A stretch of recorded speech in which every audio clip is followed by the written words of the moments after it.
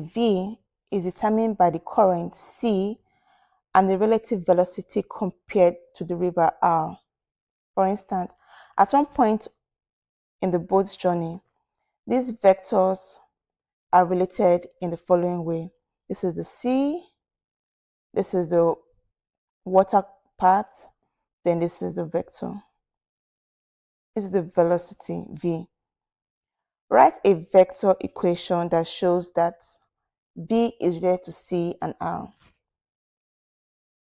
Since V depends on C and R, so it makes sense a vector equation that shows that V is related to C and R.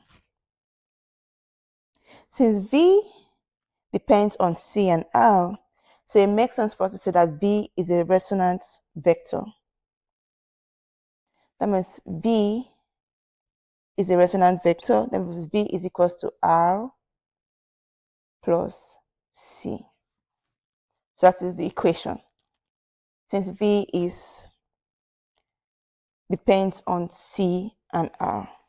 That is the question for number. That's the answer for the first one. Just V is equals to R plus C. If the angle between V and C is 90 degrees, this angle here is 90 degrees, as shown, write an equation for the magnitude of V as a function of C and R. So if the angle between this is 90 degrees, so the equation of that would be V squared plus C squared is equals to R squared, because VC, this is going to be the R part of it. Okay? Then that would be